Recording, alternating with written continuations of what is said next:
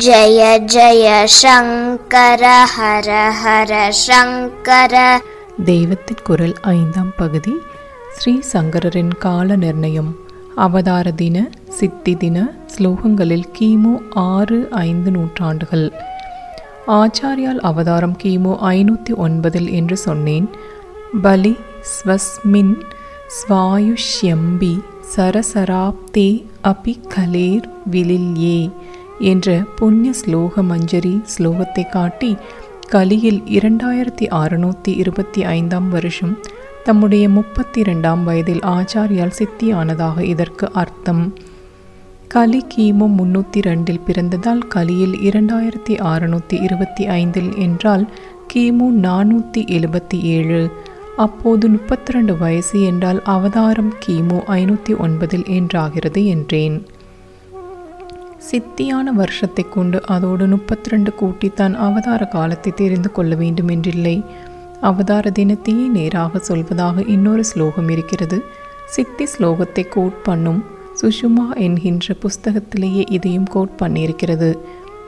தற்போது முழுசாக கிடைக்காததும் ஆனாலும் ரொம்ப பழமை வாய்ந்ததாக கருதப்படுவதுமான பிராசீன சங்கர விஜயத்திலுள்ள ஸ்லோகம் இது என்று தெரிகிறது.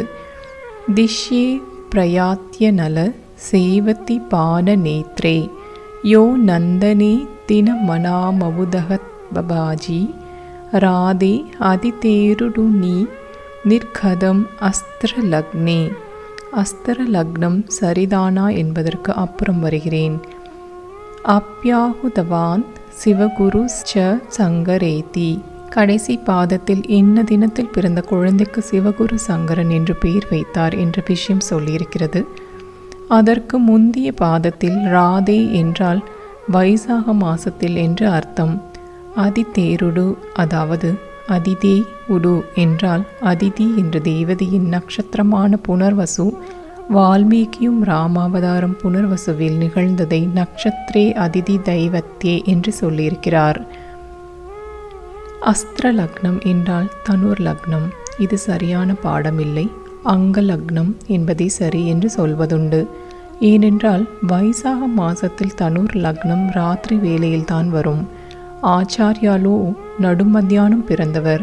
அப்போது மேஷம் ரிஷபம் மிதுனம் கடகம் என்று 4வதாக வரும் கடக லக்னமாகவே இருக்கும்.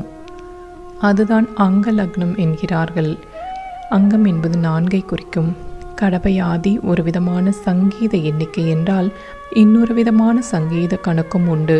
அதாவது ஒவ்வொரு எண்ணிலும் சிறப்பாக என்ன வஸ்து இருக்கிறதோ அதையே எண்ணுக்கு பதில் சொல்லிவிடுவது. கண்கள் இரட்டை தானே, அதனால் நேத்திரம் நயனம் என்று சொல்லிவிட்டால் 2 என்று அர்த்தம். முத்தி என்று சங்ககால தமிழிலேயே சொல்லப்படும் 3 விதமான அக்னிகளை பிராமணன் உபாசிக்க வேண்டும். ஆகையால் அக்னியின் பெயரை சொன்னால் 3. 6 ருத்துக்கள் இருப்பதால் ருது என்றால் 6. சப்தரிஷிகள் இருப்பதால் ரிஷி என்றால் 7. இம்மாதிரி சதுர்வேதங்கள் இருப்பதால் வேதம் என்றால் 4.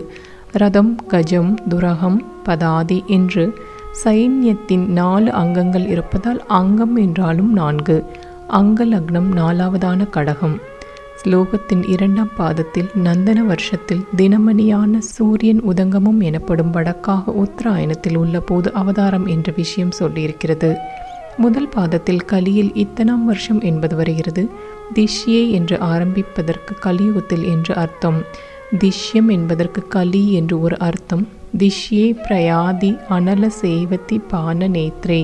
திஷ்யே பிரயாதி என்றால் கலியுகம் முன்னேறி கொண்டு போகும்போது. அனல சேவதி பான நேத்ர என்பதுதான் சற்று முன் நான் சொன்ன சங்கீத கணக்குப்படி எத்தனாம் வருஷம் என்று தெரிவிப்பது. அனல என்றால் அக்னி, அக்னி என்றால் 3 என்று தெரிந்து கொண்டீர்கள் அல்லவா. சேவதி என்றால் திதி. நவநிதிகள் உண்டாதலால் சேவதி என்பது 9. பானம் என்றால் 5. பஞ்ச பானம் என்று மன்மதன் 5 பானம் தானே வைத்திருக்கிறான். நேத்ர என்பது 2 என்று சொன்னேன். அதனால் அனல சேவதி பான நேத்ர என்பது 3, 9, 5, 2. 3952. கடபயாதி சங்கையில் அங்கானாம் வாமதோ கதி என்றார் போலவே இங்கேயும் தலைகீழாக திருப்பி போடணும். அப்படி போட்டால் 2593. கலியில் 2593ஆம் வருஷம்.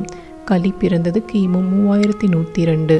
அப்படியானால் கலி 2593 என்பது 3102 மைனஸ் 2593, அதாவது கிமு 509.